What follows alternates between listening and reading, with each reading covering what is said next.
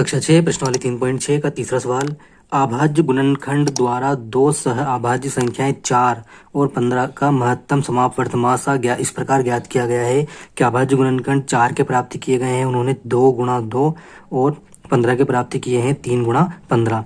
चूंकि इन दोनों गुणनखंड में कोई अभाज्य सारो गुणनखंड यानी कि जहाँ पे जोड़ा नहीं बन रहा है, इसीलिए 4 और 18 का महत्तम समापवर्तक जो है वो 0 है। क्या यह उत्तर सही है? और यदि नहीं है तो सही उत्तर का मासा क्या है, यानी कि इनका सही महत्तम समापवर्तक क्या होगा।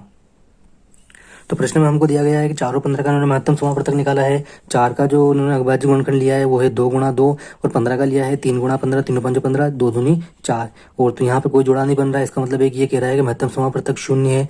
ये उत्तर सही है कि अथवा नहीं है?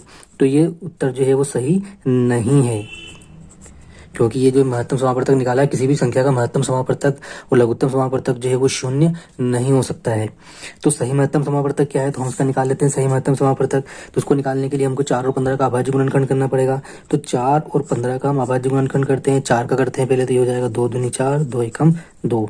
तो 4 का जो हमको अभाज्य गुणनखंड प्राप्त हुआ है वो है 2 गुणा 2 गुणा 1।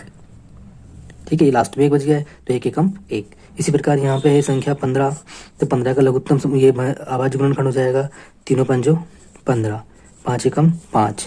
तो 15 का जो है अभाज्य गुणनखंड प्राप्त हुआ है हमको 3 गुणा 5 गुणा 1। अब यहाँ पे हम देख सकते हैं कि इन्होंने क्या गलती की है कि अभाज्य गुणनखंड के अंदर जो है महत्तम समापवर्तक निकालते समय जो संख्या लास्ट में 1 आई है उसको यहाँ पर नहीं लिखा है। तो यहाँ पर जो हम देखते हैं कि यहाँ पर बन रहा है 1 का जोड़ा, तो संख्या आ गई हमारे पास में 1।